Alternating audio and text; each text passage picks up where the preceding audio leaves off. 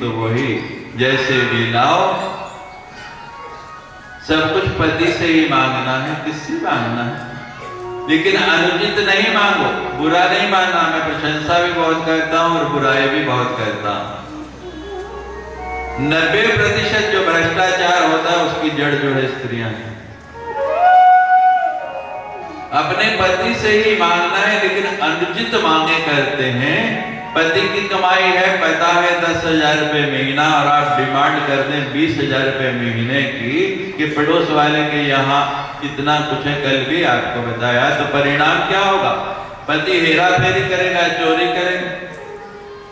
जितना कमाता है उसमें गुजारा करना सीखो। आप ही लोग इसे मिटा सकते हैं। जिद पर अड़ गए, अब पत्नी की जिद के आगे मजबूर हो गया। जो 7 भाइयों को साथ लिया और नंदिनी को चुरा लाया। संध्या समय हुआ, वशिष्ठ जी ने देखा नंदिनी नहीं है, ध्यान लगाया, कहां पता लग गया, 2 चुरा के ले गया। श्राप दे दिया कि जिसने ये गाय चुराई है उन सबको मृत्यु लोक में जाना पड़ेगा। अब श्राप लगा तो बड़ी चिंता हुई। 8 के 8 भाई जाके वशिष्ठ जी के चरण पकड़ने लगे, क्षमा मांगने लगे। यहाँ लिखा है देवी भागवत में, क्षण कोपान महात्मा पापिष्ठा कल्प कोपना, कि महात्मा जो होते हैं उनका क्रोध जो है क्षणिक होता है, थोड़ी देर का, लेकिन पापी लोगों का, संसारी लोगों का पुश्तों तक उस वैर को निभाते चले जाएंगे। क्रोध आना कोई बड़ी बात नहीं है, सबको आ जाता है, लेकिन कैसे आना चाहिए? जलन स्वभावतः शीतला, पाप का तपयोगता। जल जो है, जल का स्वभाव क्या है? जलय स्वभावतः शीतल, जल का स्वभाव है ठंडा रहना। पाप का तपयोगता, किसी बर्तन में डाल के अग्नि के ऊपर रख दिया, गर्म हो गया। कोई संयोग ऐसा बन गया, कोई बात ऐसी बन गई, क्रोध आ गया, उस पानी की तरह उबल गए, गर्म हो गए। लेकिन यथा शीघ्रम उष्णम भवति तथा शीघ्रम शीतलम भवेत्, पात्र को जैसे अग्नि से उतारा फिर ठंडा हो गया। क्रोध आए कोई बड़ी बात नहीं। एक सर्प गया संत के पास, महाराज कोई ज्ञान दीजिए। संत ने कहा कि काटना छोड़ दो। अब सर्प ने काटना छोड़ दिया। जो आए कोई पूंछ से उठाए इधर फेंके, कोई लात मार जाए, बड़ा दुखी हो गया। अच्छी संत की बात मानी, फिर संत के पास गया, महाराज आपकी आज्ञा का पालन करके तो मैं बड़ी कठिनाई में फंस गया। कहते मैंने काटने को मना किया है, फुफकारने को नहीं। क्रोध आ जाए कोई बड़ी बात नहीं, लेकिन उसको मन में नहीं रखना है। तो ऋषि तो दयालु होते, संत हृदय नवनीत समाना, प्रेम से प्रकट होई में जाना, निज प्रताप द्रवही नवनीता। तो जैसे ही अनुनय की, कहते मेरा शाप जो है वो तो विफल नहीं हो सकता, तुम्हें मृत्यु लोक तो जाना पड़ेगा। ये 7 जिन्होंने चोरी में साथ दिया है, इनकी तो जन्म लेते ही मुक्ति हो जाएगी। जो कानून को जानने वाले हैं, यहाँ भी यही कानून है ना, कि जो चोरी करता है उसकी सजा ज्यादा और जो उसका साथ देते हैं उनकी कम। तो जिन्होंने साथ दिया है उनकी तो जन्म लेते ही मुक्ति हो जाएगी, और जिसने पत्नी के कहने में आके चोरी की है उसे बहुत समय तक मृत्यु लोक रहना पड़ेगा। हमारा गंगा गंगा और वहां भी शांतनु बने। एक दिन नदी किनारे गंगा भ्रमण कर रही, शांतनु की दृष्टि पड़ी, आसक्त हो गए जैसे देवलोक में आसक्त हुए थे। शांतनु समझ नहीं पाए कि यही वो गंगा है और मैं कौन हूं, लेकिन गंगा जानती है कि मैं गंगा हूं। शांतनु ने विवाह का प्रस्ताव रख दिया कि मैं तुम्हारे से विवाह करना चाहता हूं। गंगा ने स्वीकृति दे दी कि विवाह करूंगी, लेकिन मेरी एक शर्त है कि तुम कभी भी कोई सवाल नहीं करोगे, प्रश्न नहीं पूछोगे, मैं कुछ भी करूं स्वतंत्र हूं। जिस दिन तुमने कोई प्रश्न पूछा उसी दिन हमारा संबंध विच्छेद में चली जाएगी। विवाह हो गया महाराज। एक एक करके गंगा को 7 पुत्र हुए। जैसे ही पुत्र होता गंगा लेती गोदी में और जाके नदी में डुबो देती। एक एक करके 7 पुत्र चले गए। 8वां पुत्र हुआ और जब पुत्र हुआ गंगा लेके उसे जाने लगी। आज धैर्य जवाब दे गया शांतनु का। बोल पड़ा, कहने लगे गंगा तो मां है या डायन है? मां तो बच्चों की रक्षा करती है और तू पैदा होते ही उन्हें डुबोती चली जा रही है, तू कैसी मां है?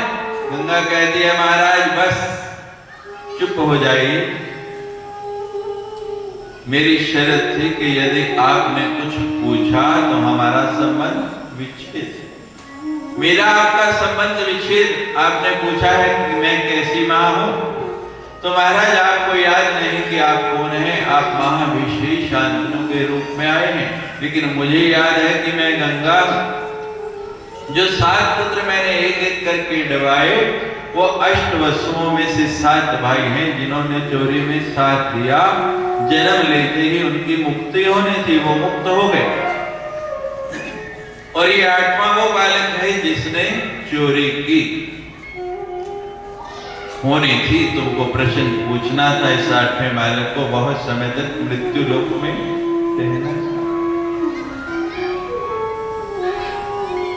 बालक का मां के बिना कोई नहीं होता। मैं जा रही हूं, इसका लालन पोषण करके जब ये बड़ा हो जाएगा आपको सौंप दूंगी। गंगा चली गई। शांतनु रोज नदी किनारे आते हैं, मन लगता नहीं। एक दिन क्या देखते हैं, नदी किनारे आए एक बड़ा ही सुंदर बालक धनुष पर बाण रख के चला रहा है और उन बाणों से नदी के ऊपर पुल बना दिया। उस पुल के ऊपर चल के शांतनु नदी के दूसरे किनारे आए। बालक को देखा, इतना सुंदर, इतना दिव्य, किसका बालक है? इतना दक्ष के बाणों से पुल बना दिया। गंगा प्रकट हो गई, महाराज ये आपका ही पुत्र है।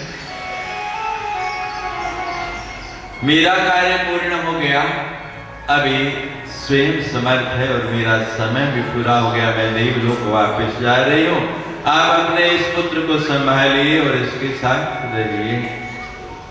शांतनु ने उस पुत्र को ले लिया और लेके वापस अपने राज्य में आ गए। धीरे धीरे पुत्र बड़ा होने लगा। उधर एक और घटना घट गई। एक दिन महर्षि पराशर उसी नदी के किनारे आए। नदी के पार जाना है। दासराज नदी का जो मल्लाह था भोजन कर रहा।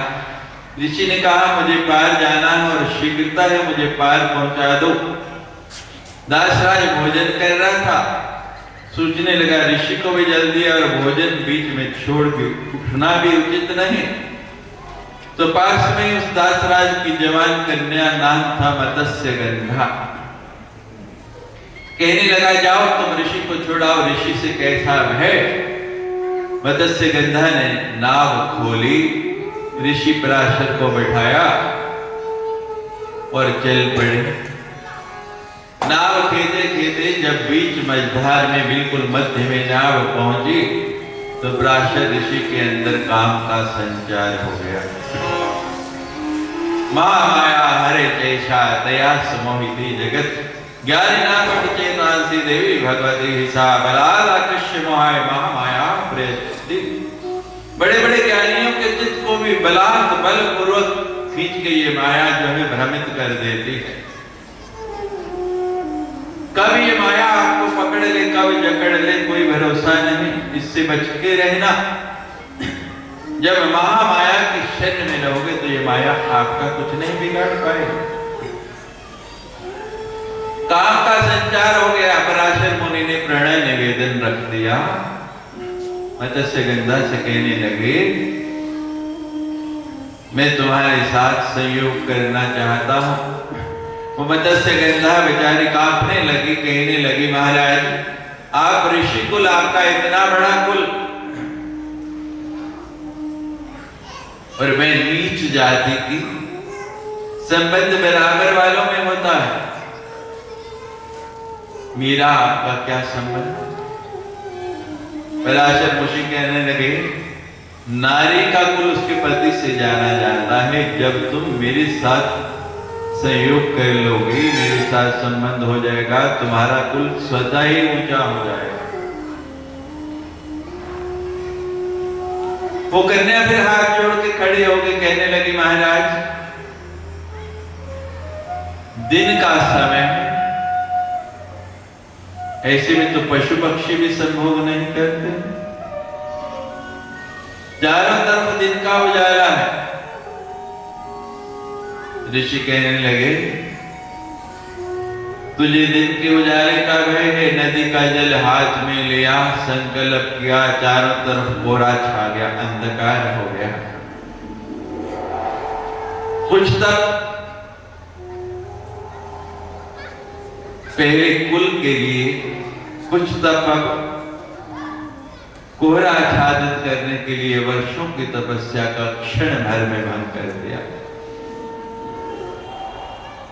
वो कन्या फिर हाथ जोड़ के कहने लगी, महाराज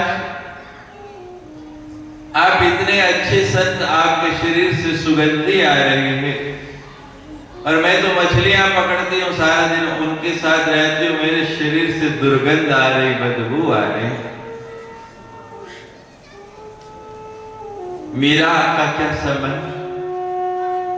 ऋषि ने फिर जल हाथ में लिया, जल हाथ में लेके मंत्र पढ़ के उसके शरीर पर छिड़का कि अब तू मत्स्य गंधा नहीं, योजन गंधा हो गई, 100 योजन तक तेरे शरीर की सुगंध जाएगी।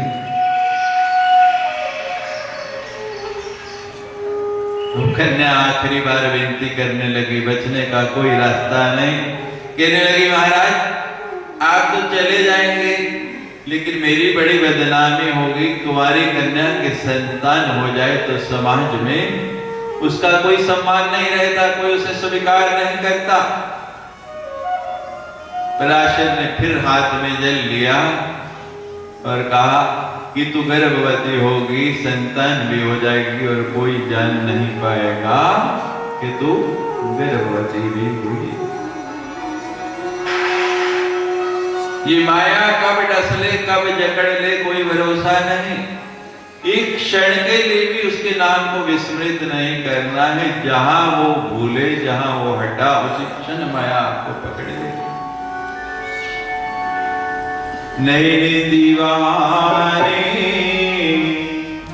अंधा मनवा, नैन दीवाने अंधा मनवा, नैन दीवाने अंधा मनवा, नैन दीवाने अंधा मनवा, नैन दीवाने अंधा मनवा, नैन दीवाने अंधा मनवा। क्या जाने कहाँ ले जाए, क्या जाने कहाँ ले जाए, क्या जाने कहाँ ले जाए, इनके कौन ठिकाने। अंधा मनवा, नैन दीवाने अंधा मनवा, नैन दीवाने अंधा मनवा।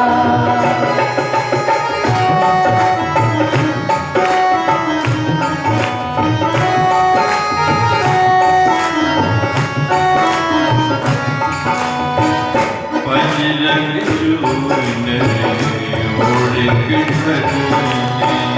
पंजरंग चूने ओढ़ के खटनी, पंजरंग चुनेरी ओढ़ के ठगनी, छम छम नाच माया ओ प्यारी, चम चम नाचे माया ओ प्यारे, चम चम नाचे माया।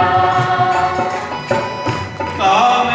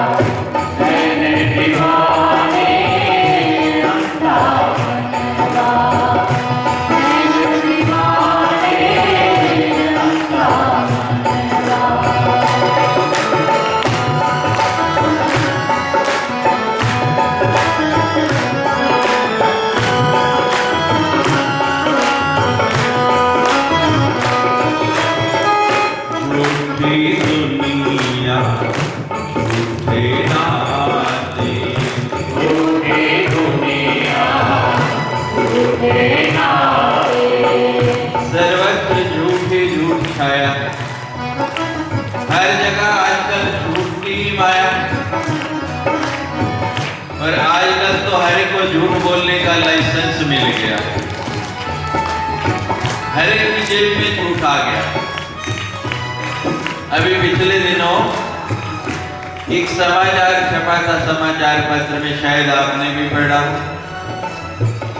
जम्मू के किसी मंत्री ने दूसरे मंत्री को कोई काम कहा था और उन्होंने टेलीफोन किया कि भाई मैंने आपको कहा था कोई काम, आपने किया नहीं। उन्होंने कहा आप कहां से बोल रहे हैं? कहने लगे मैं श्रीनगर में हूं। उन्होंने कहा कोई बात नहीं, मैं भी दिल्ली गया हुआ हूं और जब जम्मू आऊंगा आपका काम करवा दूंगा। अभी मैं बाहर हूं। मोबाइल पे बात हुई दोनों की। अखबार में ये समाचार पत्र मैंने पढ़ा, आपने भी पढ़ा हो शायद किसी ने। तो महाराज ये बातचीत खत्म हो गई। थोड़ी देर के बाद क्या हुआ कि गांधीनगर में दोनों की गाड़ियां आमने सामने हो गई। वो उसको देखता है कि आप श्रीनगर में और वो उसको देखता है कि आप दिल्ली में।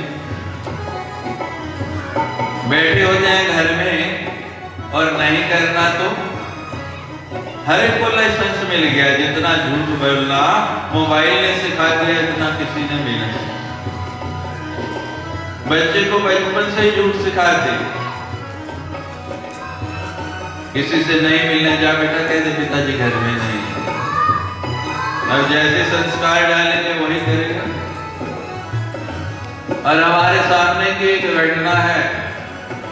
हम एक बार ट्रेन में सफर कर रहे तो हमारे सामने वाली सीट पे एक सज्जन बैठे, साथ में एक छोटा सा बच्चा। स्टेशन पे बाहर एक खोंचे वाला निकला, ठेले वाला। तो बच्चे ने कहा पिताजी ये ले दो। पिताजी कहते नहीं, स्टेशन की चीजें अच्छी नहीं होती, ये नहीं खाने। बच्चा जिद करने लगा, पिताजी मना करते रहे। बच्चा कहता है ले दो नहीं तो, और पिताजी ने झट ले दी मारा। गाड़ी चल पड़ी। थोड़ी देर बाद फिर एक स्टेशन पर रुकी, फिर वही क्रिया शुरू हो गई। बच्चा कहे ले दो, पिताजी मना करते रहे। बच्चा जब कहे ले दो नहीं तो झट ले दे। 8-10 स्टेशन बीत गई महाराज, यही बात चली। मुझसे रहा नहीं गया। मैंने कहा पहले आप मना करते हैं और बच्चा जब कहता है ले दो नहीं तो आप झट से ले देते हैं। ये बच्चे के पास कौन सा ब्रह्मास्त्र है जिसके कहते ही आप एकदम ले देते हैं? कहने लगे स्वामी जी आपसे झूठ नहीं बोलेंगे। ये बच्चा है ना, हमने इसकी आधी टिकट ली है और उम्र है 12 साल से ज्यादा, पर हमने कहा किसी को बताना नहीं। तो जब हम नहीं लेके देते ये कहता है ले दो नहीं तो बता दूंगा। हमने कहा ठीक है महाराज। मैं कहा कितने पैसे बचाए टिकट में? 10, 20, 50 रुपए। और उतने का खिला दिया, पेट भी खराब किया और झूठे संस्कार भी सिखा दिए। झूठ बोलना अलग से सिखा दिया। अच्छे संस्कार डालो, सत्य बोलना सीखो। अभी आपने तथ्य की कथा सुनी। सत्य के बल पर मां का दर्शन कर लिया। झूठी दुनिया झूठे नाते, झूठी दुनिया झूठे नाते, व्यर्थ लहार लपटाए ओ बंधु, व्यर्थ लहार लपटाए ओ बंधु, व्यर्थ लहार लपटाए। तोड़ के जग के झूठे बंधन, तोड़ के जग के झूठे बंधन, तोड़ के जग के झूठे बंधन, हंस लगे राजा अंधा मनवा मैंने दीवाने, अंधा मनवा मैंने दीवाने।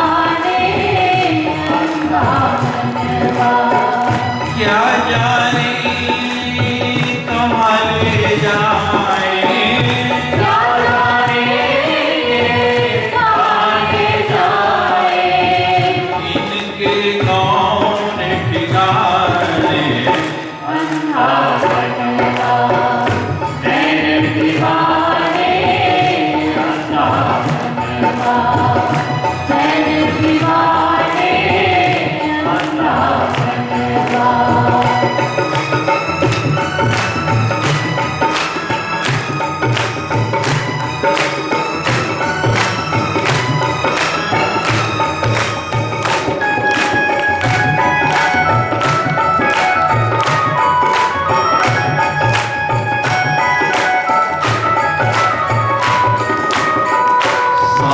की माला मन का सांस की माला मन का माला फेरते कितने लोग फेरते हैं? हाथ ऊपर कर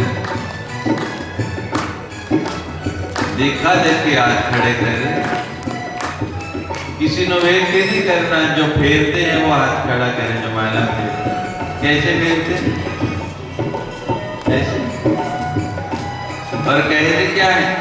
मेरी माला तेरा माल, मेरी माला तेरा माल, और दोनों मिलके करें कमाल। कि मैंने तेरे नाम की माला फेरी है। एक माला फेरी है 10 देवी की है। यहाँ भी दुकानदारी करते हैं, यहाँ भी सौदा। माला एक फेरेंगे और डिमांड इतनी बड़ी रखते हैं।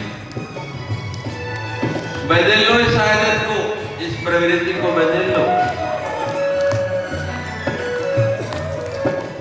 माला फिरत जुग भया और फिरा न मन का फिर, कर का मन का डाल के मन का फेर। माला कैसे फेरनी है?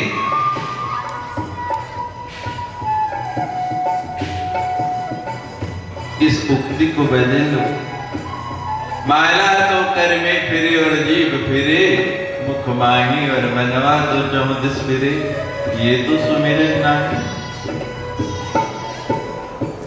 मेरी माला तेरा माल नहीं कहना है, तेरी माला और मेरा माल। तेरा की माला मन का मन, सांस की माला मन का अनहद नाद बजारे हो साधो, अनहद नाद बजाए ओ साधो, अनहद नाद बजाए। कट जाएगी रैन अंधेरी, कट जाएगी रैन अंधेरी, कट जाएगी रैन अंधेरी, फिर सब और उजाली।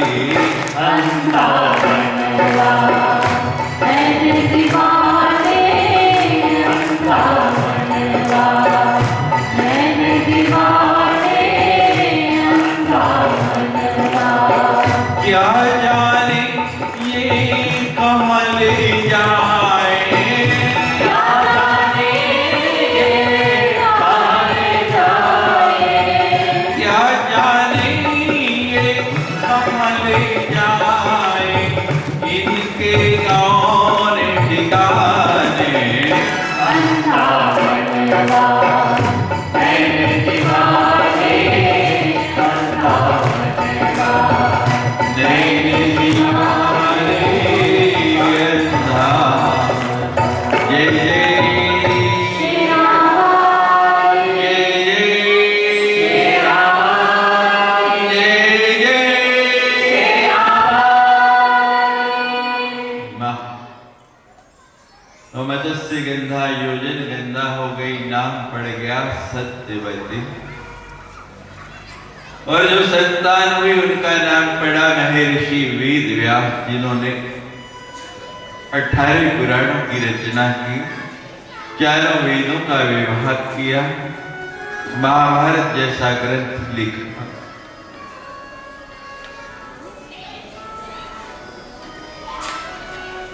ज्ञानी नापि चेतांसी देवी भगवते सा। लोग कहते हैं कि पराशर जैसे मुनि, पराशर जैसे ऋषि, उनकी बुद्धि विचलित हो गई। ब्रह्मा जी की विचलित हो गई, भगवान विष्णु की विचलित हो गई। ऐसा क्यों होता है? क्या ये लीला मात्र है?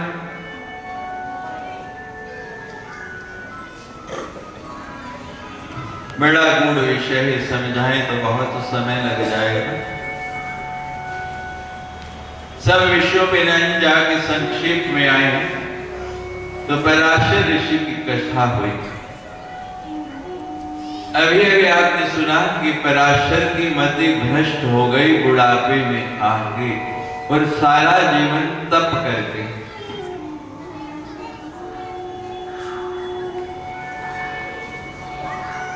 कितना बुरा लगा सुनने में कि हमारे ऋषि महात्मा कैसे थे, जिनको अपने ऊपर इतना भी नियंत्रण नहीं था। किसी भी कार्य का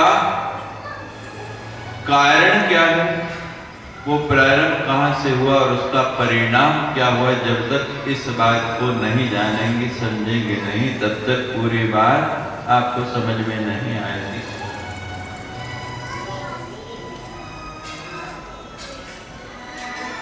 ऋषि का अकारण ही जो है मोहग्रस्त होना नहीं हो सकता, उसके पीछे भी इस मां भगवती की इच्छा है, उसका कारण है।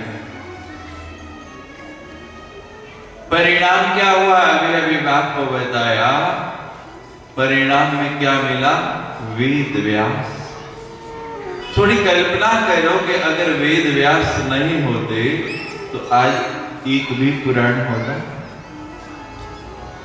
वेदों का विभाग कौन करता, महाभारत की रचना कौन करता। और ये कार्य जो है कोई साधारण मनुष्य कर नहीं सकता था। इतना विद्वान, इतना ज्ञानी होना हर किसी के बस की बात नहीं थी। अब ऐसा बीज कहां से लाया जाए, कहां से रोपित किया जाए, जिसके परिणाम स्वरूप महर्षि वेद व्यास जैसा फल हमें प्राप्त हो, तो उसके लिए पराशर से उपयुक्त कोई दूसरा था ही नहीं। तो महामाया ने स्वयं प्रेरित किया इस कार्य के लिए। माया बन के उनको प्रेरणा दी कि जगत के हित के लिए, जगत के लाभ के लिए ये कार्य करना है। और वेद व्यास जी ने केवल यही नहीं किया। वेद व्यास जी नहीं होते तो महाभारत भी नहीं होता। कल आप आगे सुनेंगे, पूर्ण तो ये तीसरे दिन ही होना चाहिए था, जनमेजय तक हमें पहुंचना चाहिए, लेकिन मैंने कहा ना, मुझे लगता है यहाँ की घड़ियां कुछ तेज चलती हैं, गड़बड़ है कुछ। 6 कब बज जाते हैं पता ही नहीं लगता। समय का भान ही नहीं रहता। अभी सारे भजन हमने आधे आधे छोड़ दिए, आधे आधे ही बोले।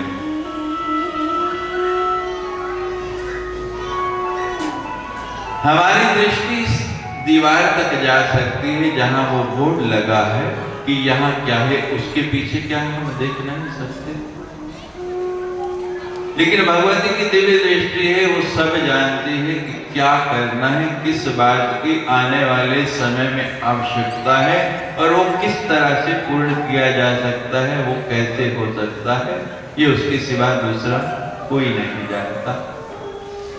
तो जब जब ऐसी स्थिति आती है, किसी ना किसी ऋषि को, किसी ना किसी देव को इसके लिए प्रेरित किया जाता है।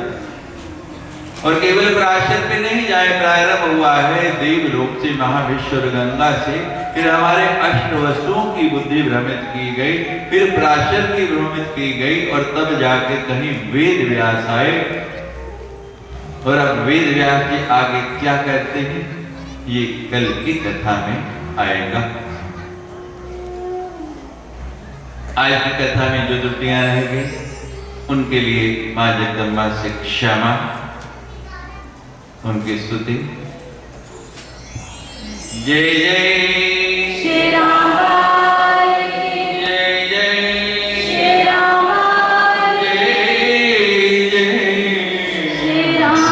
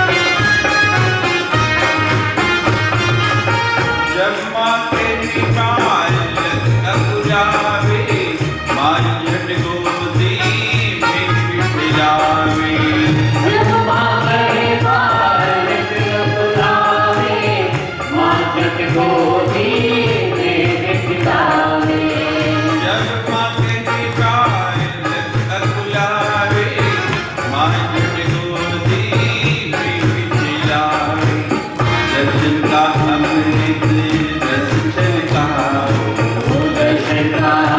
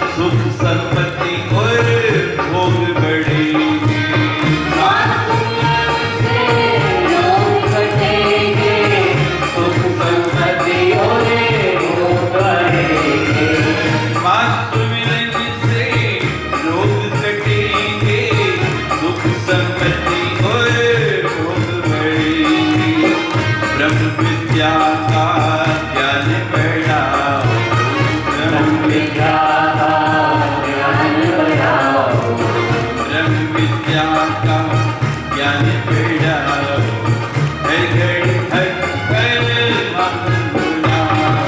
सुबह जाओ शाम जाओ, सुबह जाओ शाम जाओ, हर घड़ी हर पल हम गुनाहो।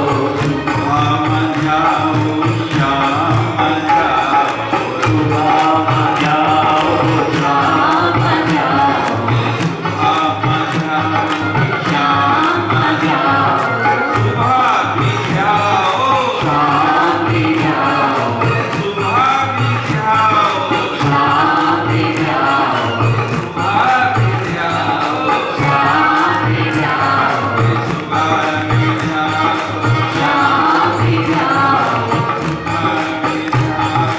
शाम भी जाओ। हर घड़ी हर पल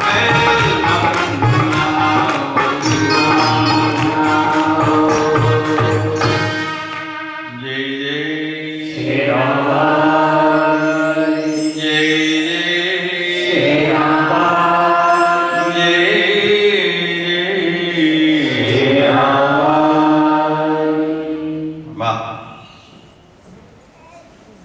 त्वं वैष्णी शक्तिरनंत वीर्या विश्वस्य बीजं परिमासी माया समोहितं देवी समस्तमैतत् त्वं वै प्रसन्ना भुवि मुक्तिर्हेतु। त्वं वैष्णी शक्तिरनंत वीर्या, जो अनंत वीर्यों की स्वामिनी शक्ति है, जो अन्न हम ग्रहण करते हैं वो अन्न जब हमारे शरीर में पच जाता है उस अन्न से रक्त बनता है और रक्त से बड़ा ही सूक्ष्म कुछ कणों का वीर्य बनता है जिससे ये संसार आगे बढ़ता है। एक बूंद एक बिंदु वीर्य के लिए कितना साधन चाहिए और वीर्य से ही आपकी शक्ति का परिमाण है। जो वीर्यहीन होता है उसको क्या कहते हैं? नपुंसक। पहला आदिशक्ति मां जगदम्बा क्या है? त्वं वैष्णी शक्तिर अनंत वीर्या, जिसके अंदर कितना वीर्य है, कितने वीर्य की स्वामी है, कितनी शक्ति की स्वामी है, इसकी कोई सीमा ही नहीं। विश्वस्य बीजं परिमासी माया, इस विश्व का जो बीज है वो आप ही हैं, दूसरा कोई है ही नहीं। क्योंकि सभी जानते हैं कि संसार की सृष्टि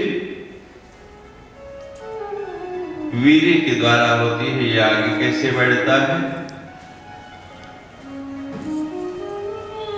विश्वस्य बीजं परिमासी माया।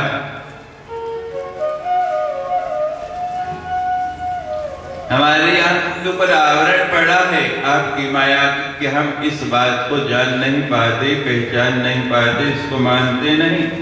समोहितम देवी समस्तमेतत्, इस देवी ने ये पूरे का पूरा जो ब्रह्मांड है इसको मोहित कर रखा है। कल आपने सुना कि कैसे पराशर जैसे ऋषि को भी बलात् जबरदस्ती मोह में डाल दिया।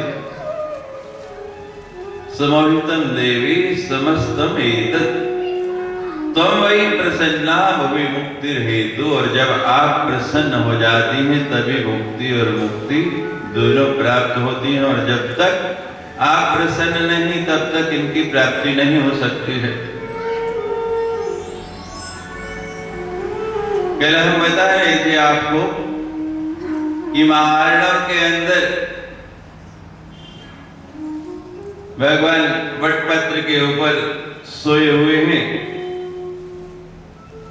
और बड़े ही विस्मित हो रहे हैं। दृष्टातम विस्मितम देवम श्यानम वटपत्र के वाक्यम वाक्यम विष्णुम किम विस्मितो हसि।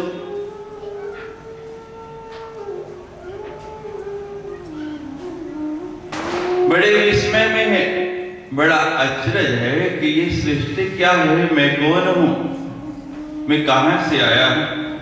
श्लोकार्धन्तया प्रोक्तम भगवत्या अखिलार्थम सर्वफलमेवाहं नान्यस्ति सनातनम्। जब इस विस्मय में घूम रहे हैं तो देवी ने आधा श्लोक बोला, सर्वखलमिदं एवाहं नान्यस्ति सनातनम्। ये आवाज कहां से आई, ये ध्वनि कहां से आई?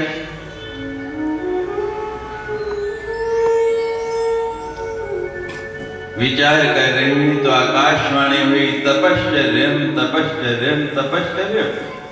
तप करो, सब कुछ अपने आप पता लग जाएगा। पर भगवान विष्णु ने तप करना प्रारंभ कर दिया।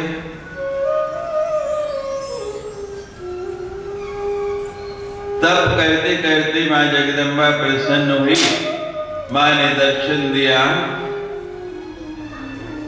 और भगवान विष्णु को सर्वप्रथम अपना ये जो आधा श्लोक बोला है इसका ज्ञान दिया। ब्रह्मा आदिशक्ति ने 3 विभाग कर लिए भगवान विष्णु के और 3 विभाग कर दिए अपने। ब्रह्मा विष्णु और महेश और तीनों को एक एक अपनी शक्ति, ब्रह्माणी, रुद्राणी और लक्ष्मी के रूप में दे दी। तीनों देवताओं को मां भगवती ने नवारण मंत्र की दीक्षा दी। ऐं ह्रीं क्लीं चामुंडाय विच्चे। ये नवाक्षर मंत्र, नवारण मंत्र तीनों देवताओं को दे दिया और कहा इस मंत्र का जप करो, इसकी साधना करो। और तीनों देवताओं ने इस मंत्र का निरंतर जप प्रारंभ कर दिया। बाबा जगदम्बा ने तीनों देवताओं को कहा कि सृष्टि की उत्पत्ति करो। कल आपको बताया कि मधुकैटभ वध में जो उन दैत्यों के शरीर से मांस मज्जा निकली वो मेदिनी कहलाई पृथ्वी बनी। पृथ्वी पर सृष्टि की रचना होने लगी। अंडज, पिंडज, स्वेदज, जलायुज 4 प्रकार की सृष्टि होने लगी। सबसे पहले आकाश बना। आकाश के अंदर एक गुण शब्द का हुआ। आकाश के बाद वायु की रचना की गई। वायु में एक गुण और आ गया, शब्द के साथ साथ स्पर्श भी। स्पर्श की अनुभूति होने लगी। वायु चलती है तो शरीर को पता लगता है कि वायु चल रही है। वायु के बाद अग्नि की रचना की, उसका रूप भी हो गया। अग्नि में 3 गुण हो गए, शब्द भी है, स्पर्श भी है और रूप भी है।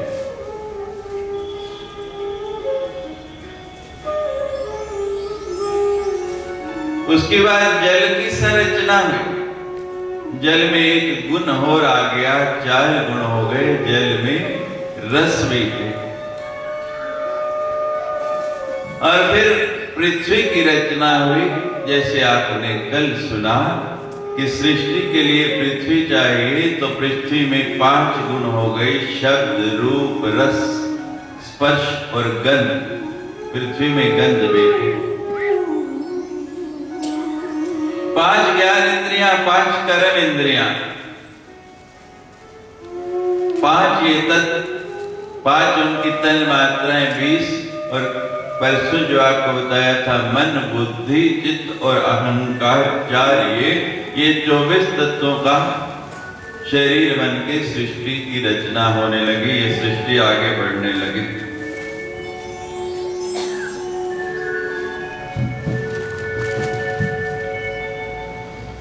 अब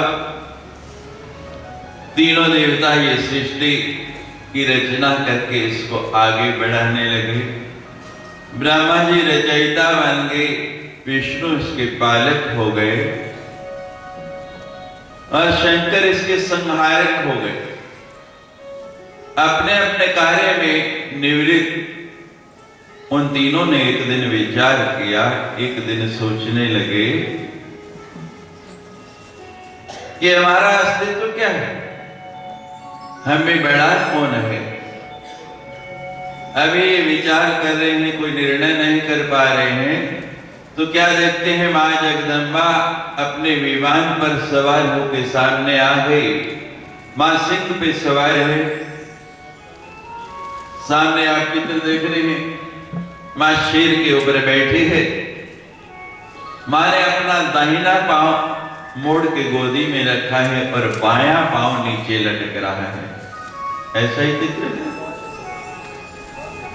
तो तीनों देवताओं ने इस बाएं चरण में नमस्कार किया, प्रणाम किया, सिर झुकाया, और जैसे ही सिर झुकाया क्या देखते हैं, मां के उस बाएं पांव का जो अंगूठे का नाखून है उसमें ब्रह्मा जी को अपनी आकृति, विष्णु जी को अपनी आकृति और शंकर जी को अपनी आकृति नजर आए। तीनों को अपना अपना प्रतिबिंब नजर आया, तीनों अपनी अपनी छवि देखने लगे। तीनों और भ्रमित हो गए।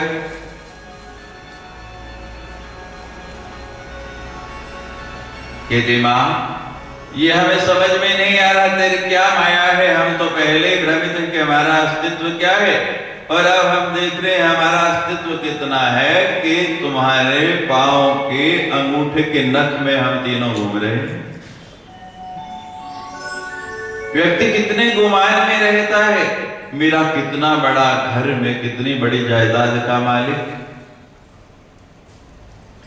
जिस प्रॉपर्टी के मालिक आप आज हैं, आपसे पहले कोई दूसरा रहा होगा, उससे पहले और कोई रहा होगा, उससे पहले कोई और रहा होगा, आपके बाद कोई और हो जाएगा। कितने मालिक बदल गए उसके, ये सदा किसी एक की रही। भारत के कितने प्रधानमंत्री हो चुके स्वतंत्रता के बाद, और हमारे जीवन काल में कितने और आ जाए, फिर भी गुमान रहता है, फिर भी घमंड रहता है, फिर भी व्यक्ति नहीं स्वीकार करता। हम राजधानी दिल्ली में एक बार गए और हमारे एक शिष्य बहुत बड़ा, उन्होंने फार्म हाउस खरीदा, वहां कोठी बनाई, हमें निमंत्रण दिया, ले गए, और पूरी कोठी इतना बड़ा हो, कई एकड़ में बना हुआ, घूम घूम के दिखाया। सारा कुछ घूमने के बाद और बड़े गर्व से बता रहे, देखा स्वामी जी कितना सुंदर, कितना बड़ा हमने ये बनाया, घूम घूम के थक गए हम, इतना लंबा चौड़ा, कई किलोमीटर की सैर हो गई। आके उनके जब स्वागत कक्ष में ड्राइंग रूम में बैठे तो हमने कहा भाई अब थक गए, कोई जलपान की व्यवस्था करो। तो वो जलपान की व्यवस्था करने गए, हम वहां बैठ गए तो पास में ही मेज के ऊपर एक ग्लोब पड़ा था। कभी देखा आपने ग्लोब, जिसपे दुनिया का नक्शा होता है? तो हम उस ग्लोब को देखने लगे, घुमाने लगे, तो इतने में वो भी आ गए।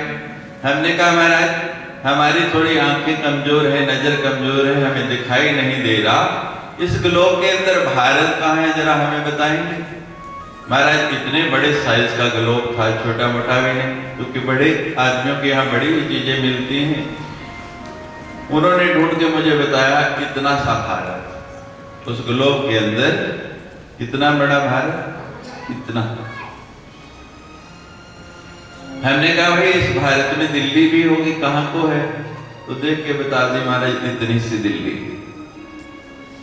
हमने कहा इसमें आपकी कोठी भी होगी, जरा मुझे बता सकते हैं कहाँ है? कहते हैं महाराज ये तो बड़ी मुश्किल है। किस बात का गुमान? इतनी सी चीज लेके हम घमंड करते हैं, जिसपे इतनी सी वस्तु होती है हम उसके आगे नतमस्तक हो जाते हैं। अरे क्या बनेगा? जो पूरे ब्रह्मांड की स्वामिनी है उसके आगे नतमस्तक हो जाएगा।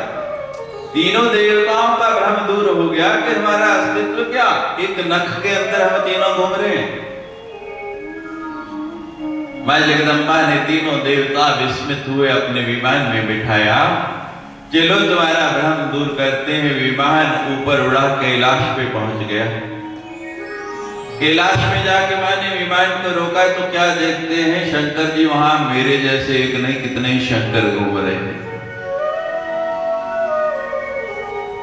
शंकर ही शंकर देखे और भ्रमित हो गए, ये क्या। मां का विमान थोड़ा और ऊपर उठा, ब्रह्मलोक में पहुंच गया। ब्रह्मा जी देखते हैं मेरे जैसे दाढ़ी वाले कितने ही ब्रह्मा घूम रहे। मां ने विमान को और ऊपर किया,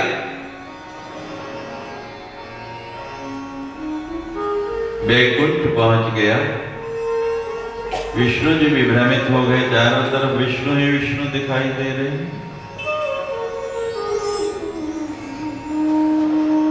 हटना तो क्या, भ्रम और बढ़ गया। मां कहती अब और प्रतीक्षा नहीं कराती। मां ने विमान को और ऊपर उठाया, जहां मां जगदम्बा विराजती उस मणिद्वीप में विमान को ले गई। वहां जाके विमान उतरा और मां कहने लगी, चलो अब तुम्हें उस शक्ति का दर्शन कराती हूं जो पूरे विश्व की रचयिता है। तुम वैष्णवी शक्ति अनंत वीर्या विश्वस्य बीजं परिमांसि माया समोहितं दे समस्त में तत् तम मयि प्रसन्ना भुवि मुक्तिर्हेतु। देवताओं को कहा कि मैं भीतर जाती हूं और आप सब लोग अंदर आए। तीनों देवताओं ने जब भीतर प्रवेश किया उस कक्ष के, तो क्या देखते हैं कि बड़ा ही सुंदर आसन बिछा हुआ है। उस आसन के 4 पाए हैं। कोई भी आसन हो जहां हम बैठे, इसके 4 पाए हैं। लेकिन वो पाए किसके बने हैं? एक पाया ब्रह्मा है, एक पाया विष्णु है, एक पाया रुद्र है और एक पाया ईश्वर है। चारों पाए कौन कौन है? ब्रह्मा, विष्णु, रुद्र और ईश्वर, ये उसके 4 पाए। और ऊपर जो बैठने की जगह है, फलक, ये जो पटड़ा है, वहां भगवान सदाशिव स्वयं लेटे हैं। और उस आसन के ऊपर वो शक्ति विराजमान है, वो वहां बैठे हैं। देवता और भ्रमित हो गए, मां ये क्या? मां ने बताया, एक बार देवलोक में मंत्रणा हुई कि सबसे शक्तिशाली कौन है। एक आसन बनाया गया जिसके ब्रह्मा, विष्णु, रुद्र और ईश्वर पाए बने, सदाशिव उसका पटड़ा बने। और फिर बार बार सब देवताओं का आवाहन किया गया कि जो अपने आप को इसका पात्र समझता है, जो अपने आप को इसके लायक समझता है, वो आके इस पे विराजमान हो जाए। पंचप्रेत आसन इसको कहते हैं। जो श्री विद्या राजराजेश्वरी की उपासना करते हैं वो जानते हैं कि ये कैसी शक्ति है। हम देवता नतमस्तक हो गए, मां तेरी माया हम समझ नहीं पाएंगे, हमें ज्ञान दो। पराम्बा मां आदिशक्ति जगदम्बा कहने लगी, अहम ब्रह्म स्वरूपिणी मदः प्रकृति पुरुषात्मकं जगत अहम नंदानंदो अहम विज्ञाना विज्ञाने अहम ब्रह्मा ब्रह्माणि वेदित विवेक अहम पंचभूतानि अहम अखिलम जगत वेदो हम विद्या हम अजा हम अजा। ये जो ब्रह्म है ये मैं हूं।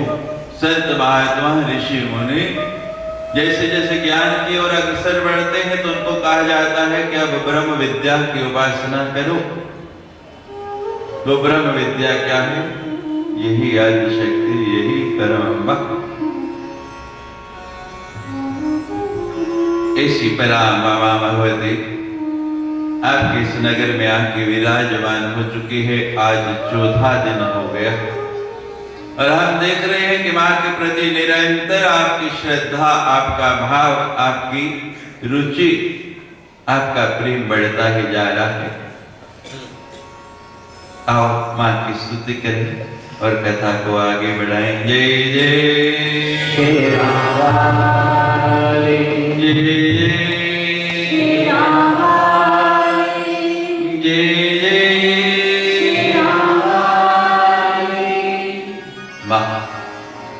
मेरी कृपा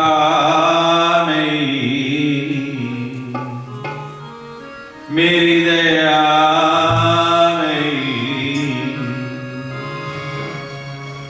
मेरी कृपा मेरी दया नहीं करुणामयी अम्बा।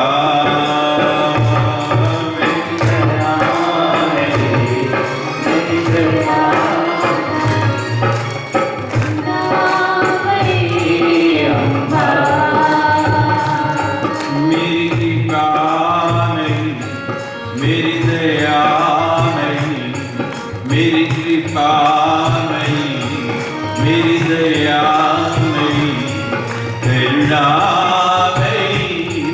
अम्बा।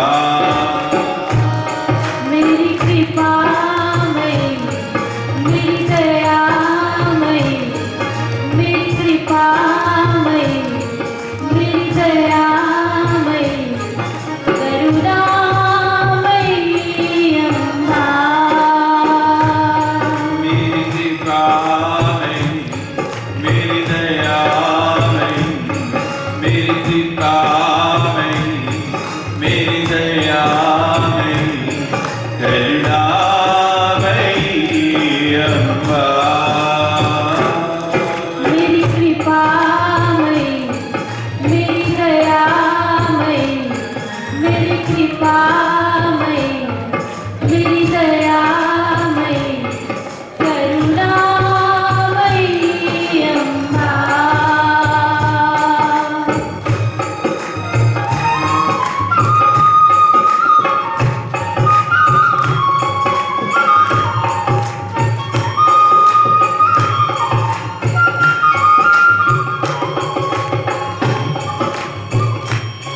मेरी कृपा नहीं मेरी दया नहीं मेरी कृपा नहीं मेरी दया नहीं करुणामयी अम्बा।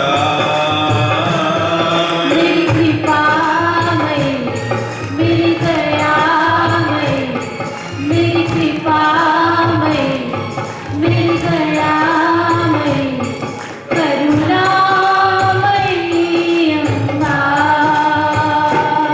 मेरी कृपा नहीं मेरी दया नहीं मेरी कृपा नहीं मेरी दया नहीं करुणामयी अम्बा। मेरी कृपा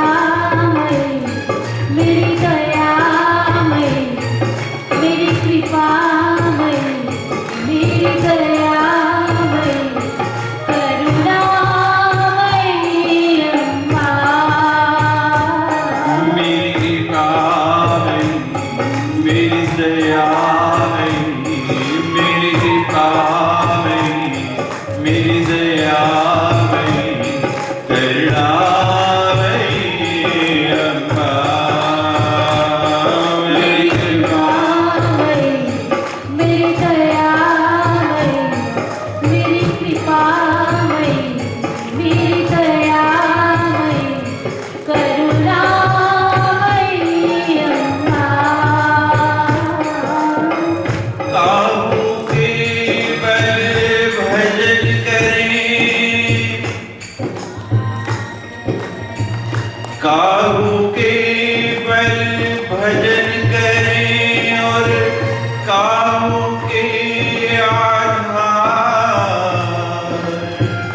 नाथ भरोसे मात के एक भरोसे मात के हम सोवत पाँव पसार। मेरी कृपा नहीं मेरी दया नहीं मेरी कृपा नहीं मेरी दया नहीं करुणामयी अम्बा। मेरी कृपा नहीं मेरी दया नहीं मेरी कृपा नहीं मेरी दया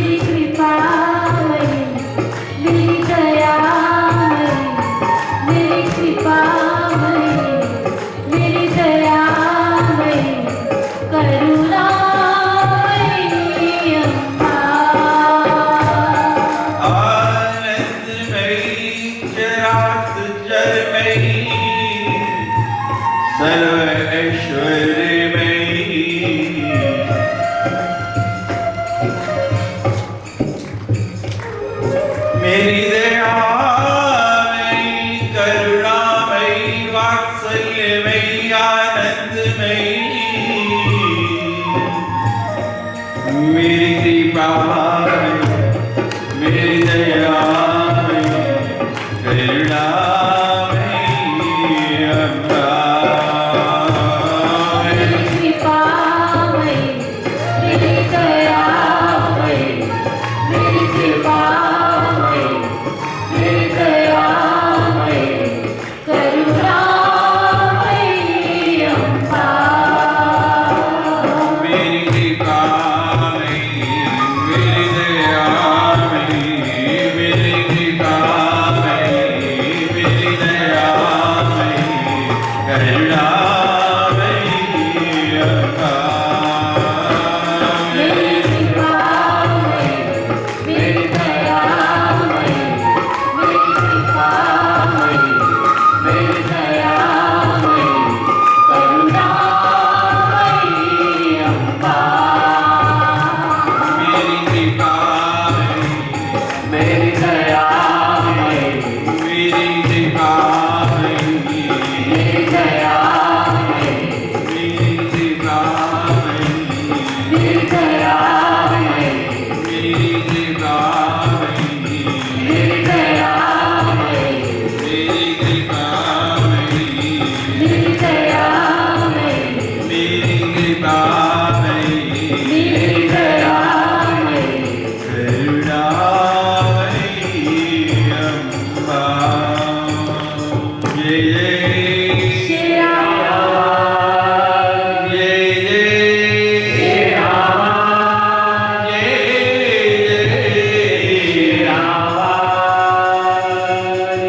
माँ, पता है हम बार बार आपके हाथ क्यों ऊपर कराते हैं? हम बचपन में जब पढ़ते थे ना, तो कोई गलत काम करते थे तो मास्टर क्या करता था, क्लास में बेंच के ऊपर खड़ा करके कहता था दोनों हाथ ऊपर खड़े कर ले। तो ये सजा नहीं है। पता है आपके हाथ में ऊपर खड़ा है? युद्ध क्षेत्र में जब आत्म समर्पण करना होता है, सीज फायर हो जाता है, कैसे कल भगवान विष्णु और मधुकैटव के बीच हुआ, तो दोनों हाथ खड़े कर देते हैं। हम आपसे कहते हैं जय जय श्री राम कि हे माँ, हमने आपके सामने अब समर्पण कर दिया, हम आपके हो गए, हम आपको समर्पित हैं। लेकिन थोड़ी सी मेरी हाथ जोड़ के आप लोगों से प्रार्थना है, जब भजन हो रहा होता है आप उस समय आके नमस्कार करिए, बहुत अच्छा लगेगा। मेरा ध्यान टूटता है बार बार। बीच में जब भजन होते हैं आप लोग आइए, आपका स्वागत है। और जब कथा चल रही हो तो आते ही जहाँ जगह मिले बैठ जाएं, और उसके बाद जब भजन बीच में आए उस समय आके आप नमस्कार कर सकते हैं। और जो पुष्प आप ला रहे हैं वो भी अभी नहीं चढ़ाएं, जब भगवान का अवतार होगा उस समय उनको पुष्प अर्पण करेंगे। फल चढ़ा के पुष्प अपने पास रखिए। जय जय वाह। और जम्मू क्षेत्र में हमने एक रिवाज बहुत देखा है, यहाँ जोशियों की बहुत भरमार है। जोशियों के पास जाके हाथ दिखाते हैं। जोशी ज्यादा से ज्यादा क्या कर सकता है ये बता देगा भाई, आपको ये दोष है, उसका साधन तो नहीं कर सकता।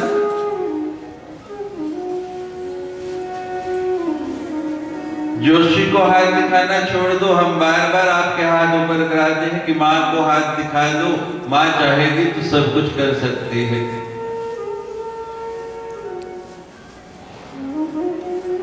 दिख रही स्त्रियों में कोई कार्य करता हो तो वही जिम्मेवारी ले ले, ये भी सेवा है। कोई एक स्त्री ये सेवा ले सकती है।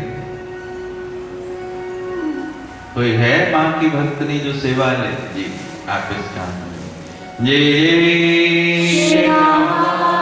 जय जय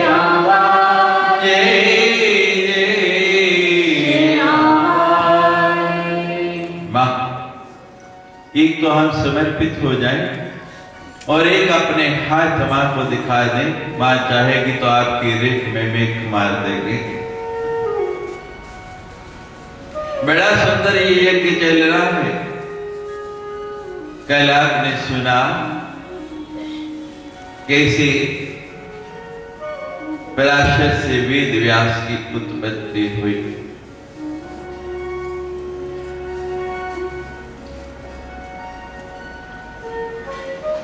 गंगा चली गई लेकिन शांतनु का मन लगता नहीं, प्रतिदिन उसी तरह नदी किनारे आते हैं, लेकिन गंगा तो है नहीं।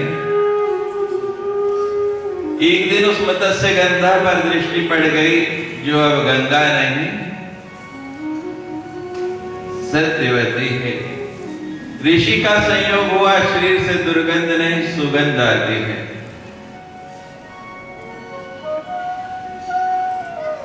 योजन गंधा हो गई। उस कन्या को देखा तो उस पर ही आसक्त हो गए। उस कन्या के पिता दासराज के पास जाकर कहने लगे, दासराज मैं तुम्हारी कन्या से विवाह करना चाहता हूं। दासराज कहने लगा, महाराज आप राजा हैं, आपको सब अधिकार है, आप जो चाहे कर सकते हैं। कहने लगे, नहीं मैं तुम्हारी इच्छा जानना चाहता हूं। कहने लगे, महाराज आपकी आयु हो चुकी, अगर आप मेरी इच्छा जानना चाहते हैं तो आप पुत्रवधू बना के ले जाना चाहें तो मैं देने के लिए सहर्ष तैयार हूं, और नहीं तो आप बलपूर्वक राजा में कुछ भी कर सकते हैं। शांतनु वापस आ गए, लेकिन मन खिन्न रहने लगा, राजकाज में मन नहीं लगता, बड़े उदास रहने लगे। गंगा जो 8वां बालक दे के गई उसका नाम है देवव्रत। बड़ा हो गया है बालक, एक दिन मंत्रियों से पूछने लगा, पिताजी उदास रहते हैं, क्या कारण है?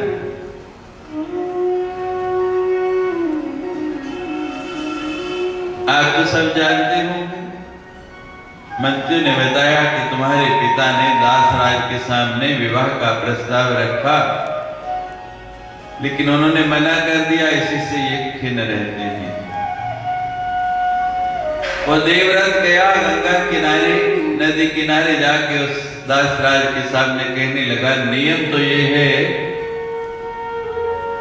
कि पिता पुत्र के लिए कन्या का हाथ मांगने आता है, लेकिन यहाँ पर विपरीत स्थिति, यहाँ पुत्र पिता के लिए कन्या का हाथ मांगने आया है। दासराज ने वही बात दोहरा दी जो उसके पिता से कही कि तुम राजा हो, बलपूर्वक ले जाना चाहो तो ले जा सकते हो, लेकिन यदि तुमने मेरी इच्छा जाननी चाहिए है, अगर मेरा विचार जानना चाहते हो तो तुम विवाह करना चाहो, मुझे कोई आपत्ति नहीं। वो देवव्रत कहता है कि जिसको मेरे पिता ने पसंद कर लिया वो मेरी मां हो गई, उसके साथ विवाह की मैं सोच भी नहीं सकता। तुम मेरे पिता के साथ उसका विवाह कर दो। वो दासराज कहने लगा कि मान लो मैं तैयार भी हो जाऊं तो नियम है कि जो बड़ा बेटा है उसको राज्य मिलता है, राज्य के अधिकारी तो तुम बनोगे, और मेरी पुत्री से जो संतान होगी उसको तुम्हारे अधीन रहना पड़ेगा। देवव्रत कहने लगा, तुम्हें मुझसे भय है? वहीं नदी का जल हाथ में लिया, संकल्प कर दिया कि मैं देवव्रत संकल्प करता हूं कि मैं जीवन भर राज्य नहीं लूंगा। अब तो कोई आपत्ति नहीं। थोड़ी बात